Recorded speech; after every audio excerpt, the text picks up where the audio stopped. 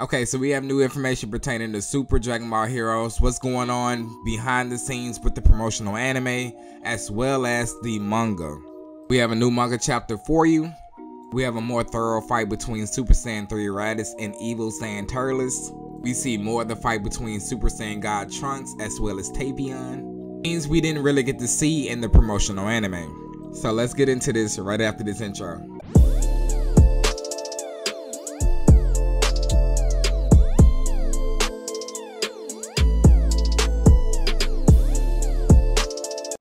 So this video's coming, shout outs go to two people, Ashley Montongo, who says your videos are great, they're always true.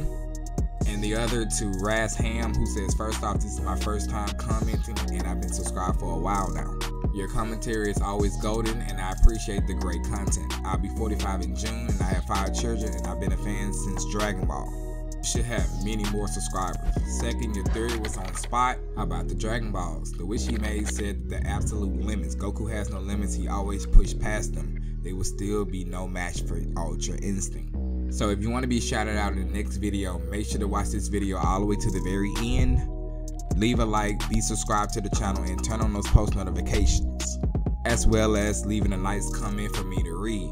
Now, like I said earlier, the manga chapter is out. The first thing we see is Tapion versus Trunks. He's not in Super Saiyan, he's not in Super Saiyan God at this point. For those ones who don't know, this is Xano Trunks. This is the Time Patroller Trunks. By the way, this just came out today. It's not translated. I will have a translation video up later on the channel, so make sure to turn on post notifications. By the looks of it here, it looks like Tapion is actually pushing Trunks back. In other words, he's being the aggressor. They seem to be having a lot of dialogue, which I'm pretty sure he's saying that, hey, I knew a Trunks. Apparently he's not you, but we shared a bond and had some good times. Meanwhile, while they're fighting, somebody's chilling in the back. That happens to be Goten. Now this is Xano Goten as well. There's a Time Patroller Goten, a Time Patroller Gohan, Time Patroller Trunks, Time Patroller Goku, and a Time Patroller Vegeta. They are all on one team. Anyway, Xano Goten, he's chilling on a rock and he spots something, or something gets everybody's attention. It is Hirudegarn. Remember in the last chapter, Jiren and Broly was actually fighting and Hirudegarn was actually, in a distraction, so to speak. So he's trying to terrorize everybody and Tapion takes it upon himself to actually punch him. Tapion's punch absolutely did no damage. As a side note, too bad he didn't bring its flute. At this point, Hirudegarn has grabbed Tapion and at that very moment, he is sliced into many parts. Trunks wasted no time in Super Saiyan God dismantling Hirudegarn. Tapion, seeing this, is amazed by Trunks' power, and Goten founds a time fairy as well. So they immediately win and go back to the lobby. Now the announcer in the last chapter made it known that some people don't know about the time fairies and what it actually does. I have no idea if Tapion knew, but henceforth Tapion is alone and he would have lost this battle anyway. Now the next battle is very interesting. We have Raditz versus Turles. We got a glimpse of this in episode 42, as well as in the new opening that came out a couple days ago. It showed us a little bit of the battle as well. Like I've always said, the manga always show more than the promotional anime. Can't wait to get dialogue because I feel like we're missing very key elements of the story.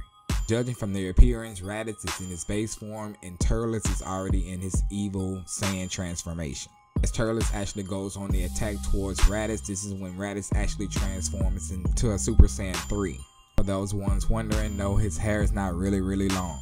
Two begin the fight. Now, it is pretty clear.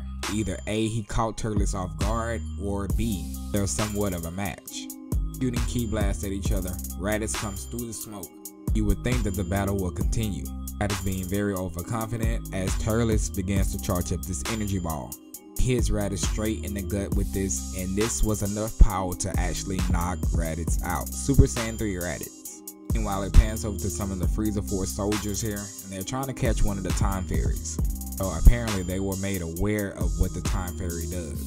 But before they even had a chance, a cube that we know very well has ensnared this time fairy and went back towards Hearts. Of course, wherever Hearts is, we see Cumber as he smashes down towards the ground, holding what looks like a Namekian. Taking another look at this image, you can see Golden Frieza holding up Mega Frieza. Find that pretty cool to see. Quickly dispensing of the old Frieza Force soldiers. Just like we seen in the promotional anime, 3 teams have made it back. Piccolo pointed out in the promotional anime that there are 3 time fairies, which means only 3 teams made it. Of course, Goku from Capsule Corp is the only one that greets them. Everybody else is still in a very serious mood, all the Xano warriors. You want to also point out, it looks like even Xano Gohan is still a scholar. And look at his outfit. Gohan, we know, is still trying to comfort Yamcha for getting kicked by Super Saiyan 3 full power Goku. As we saw in the very first chapter of this, Xano Pan does have a thing for Hit. Now apparently this is when Ios makes her grand entrance, most likely congratulating everybody for making it back. Trunks is the first one to actually question her about what's going on here. And if I had to make a guess, I would think she's saying congratulations for making it back. You guys in your timelines will be safe. But for those ones who are not, their time scrolls as well as their timelines will be erased. One is a timeline where Fu and the evil Demon King was forged. You know, in the translations, Gohan, Xano Gohan, seems to intrigue what did she mean by that. From the last 2 pages, she shows him by actually burning those scrolls.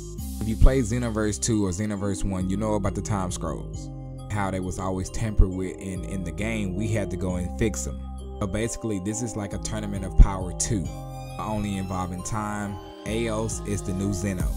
She's erasing everybody who don't make it. And that is the end of this manga chapter. Episode 43 of Super Dragon Ball Heroes, the promotional anime, was supposed to come out last month, but we didn't get any episode. If I had to make a guess, I think it would have to do with the manga catching up, because now the manga has finished the first round. The promotional anime has finished the first round. I don't know what's going on in the arcade game, but I'm pretty sure they're about to finish the first round as well. I believe May 12th is when the arcade mission starts. I'm not saying we're gonna get an episode on May 12th. Like I do, I will always drop a video when I get information about when that new episode is coming out. So what do you think about this manga chapter? Did you enjoy the fights in here better than the ones that was actually in the promotional anime? Who did you really want to win between Turles and Raditz? Let me know what you think in the comment section below. Don't forget to leave a like, subscribe, turn on those post notifications. That way you can be reminded every time I upload a new video. And I'll see you guys in the next one.